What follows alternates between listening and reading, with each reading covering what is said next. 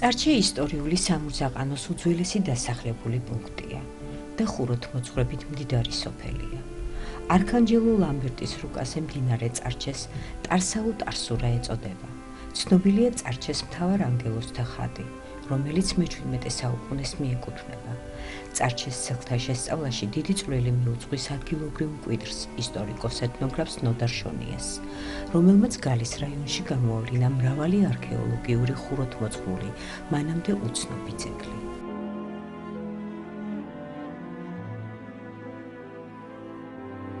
გალის რაიონის ტერიტორიაზე ოჩამჩირის საზღვართან ახლოს არის სოფელი წარჩე, რომელსაც აფხაზებიც ასევე გამოთქვამენ. მათ ენაზეც ეს არის წარჩე. ანუ არანაირი ბგერითი განსხვავება აფხაზურ და ქართულ გამოთქმას შორის არ გვაქვს.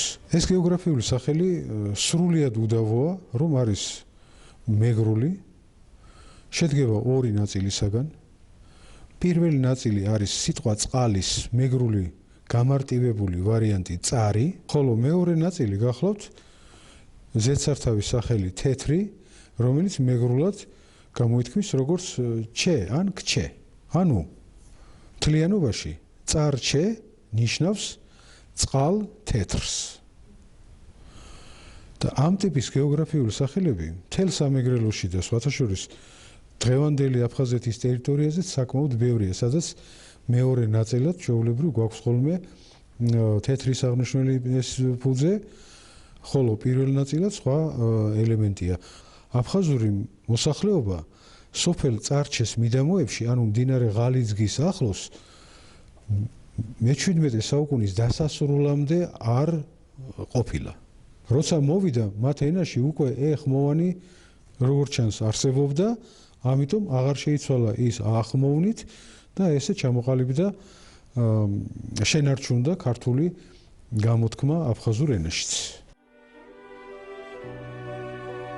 სოფელში შემორჩენილი ძველი არქიტექტურული ძეგლების ნაშთები მიუთითებს, რომ წარჩე ჩრდილო-დასავლეთ საქართველოში თავის დროზე მნიშვნელოვან პოლიტიკურ და კულტურულ კერას წარმოადგენდა. მხარეთმცოდნე ნოდარ შონიას გადმოცემით, წარჩეში 23 ისტორიული ძეგლია, მათ შორის ნათლისღების სახელობის ეკლესია, წარჩეს ფიჭერისთეს მოგუმბათებული ეკლესია, მაფა შოხვამეს 2 ეკლესია, ძველად აქვე ყოფილა 4 წინგსაცავი, დღეს ამ წინგსაცავებიდან არაფერია შემორჩენილი. წარჩეში დგას მე-13-მე-14 საუკუნეების ხუროთმოძღვრული კომპლექსი მაფა შოხვამე, მეფის ეკლესია. კომპლექსში შედის 2 ეკლესია, გალავანი და კარიბჭის ნაშთი.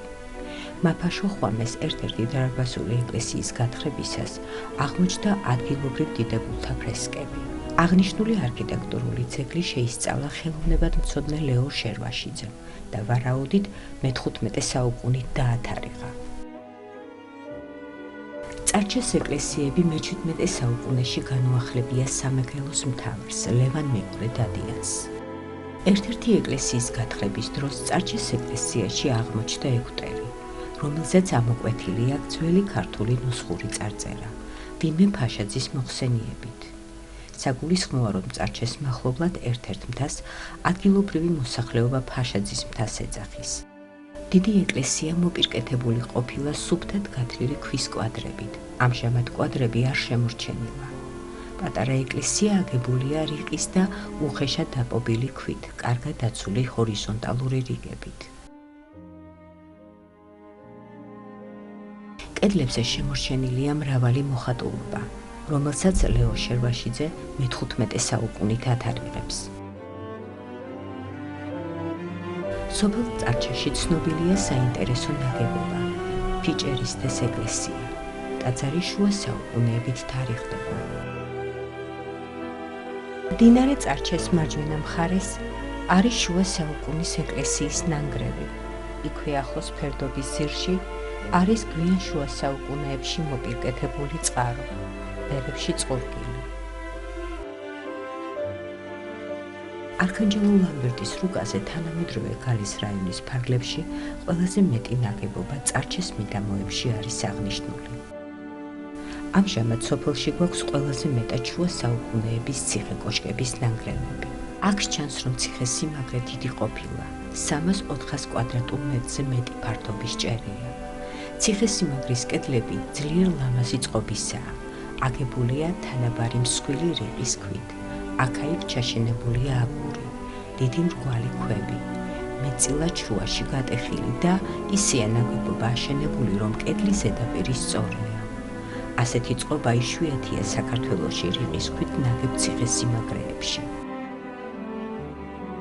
გორაკის სხვა მხარეებზეც დარჩენილია კედლის ნაშთები 1-3 მეტრის სიმაღლეზე. ჯერ კიდევ ფლავიუს არიანესთან იკითხება ტარშენ, ქალაქი ტარშენ, მოგვიანებით ტარჩე არის ასახული ცნობილი კათოლიკე მისიონერის არქანჯელო ლამბერტის რუკაზე. ტარშენ ხვდება აგრეთვე სხვა წერილობით წყაროებში, როგორც ქართულში, ასევე უცხოურ წერილობით წყაროებში, რაც იმაზე მიუთითებს, რომ ეს ადგილი იყო ძალიან მნიშვნელოვანი. ხარეთმცოდნე ნოდარ-შონიას გადმოცემით, აქ 23 ესე ვთქვათ არქიტექტურული ისტორიული ძეგლი იყო ამ წარჩეში, მათ შორის ის ფიქრობს, რომ იყო 4 ბიბლიოთეკა.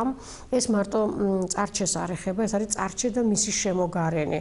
დაახლოებით ტყის ზონასაც მოიცავს ეს. როგორც ჩანს, ნოდარ-შონიამ გააკეთა 23 ძეგლის აღწერილობა და ეს ინახებოდა გალის მხარეთმცოდნეობის მუზეუმში, რომელიც 1992-93 წლების ომის დროს სამწუხაროდ განადგურდა. ძალიან საინტერესო არის ნოდარ-შონიას ესე ვთქვათ მოსაზრებები, ის ახდენს რამდენიმე აი ამ 23 ძეგლიდან რამდენიმე ძეგლის საინტერესო ლოკალიზაციას, ასევე ახდენს რამდენიმე ეკლესიის ესე ვთქვათ ლოკალიზაციას და მათ შორის მაფაშოხვამე, ეს უნდა ყოფილიყო დარბაზული ტიპის ეკლესია. ისევე როგორც წკელიკარის ეკლესიაც დარბაზული ტიპისა იყო. წარჩედან ჩვენამდე წარწერები არ არის იმ რაოდენობით, როგორც დაუშვათ წკელიკარში, თუმცა საინტერესო არის ის, რომ ადგილობრივი მოსახლეობა წარჩეს მახლობლად პატარა მთას, ფაშაძის მთას ეძახოდნენ. მოგვიანებით აქ აღმოჩნდა ქვის ფილა, რომელზეც ძალიან ესე ვთქვათ უსწორმასწოროდ იქნა ესე ვთქვათ განლაგებული არის ქართული ნუსხური დამწერლობა და ნუსხური დამწერლობით ესე ვთქვათ შესრულებული ძეგლი.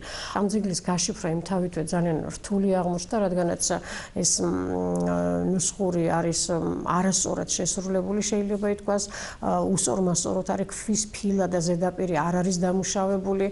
როგორც ჩანს, ოსტატიც ვერ იყო მთლად ესე ვთქვათ კარგი კალიგრაფი და ქვის კალიგრაფია შუა საუკუნეებში მოითხოვდა ძალიან დიდ ნებისყოფასა და მონდომებას, რომ ქვაზე ამოკვეთა სწორად წარმართული იყო, ისე როგორც ამას ქვის კალიგრაფია მოითხოვდა და ამან განაპირობა ის ფაქტი, სწორედ რომ წარწერა არ არის ბოლომდე ესე ვთქვათ კარგად გაშიფრული, თუმცა შინაარსის მიხედვით ჩვენ ვიცით, რომ საუბარი არის ეგვტერის აშენებაზე, როგორც ჩანს ამ მთაზე არსებული ერთ-ერთ სამლოცველოში ეგვტერის აშენებლობაზე და ამ მშენებლობას ხელმძღვანელობდა ფაშაძე, ანუ ფაშაძე არის ამ ეგვტერის ქტიტორი.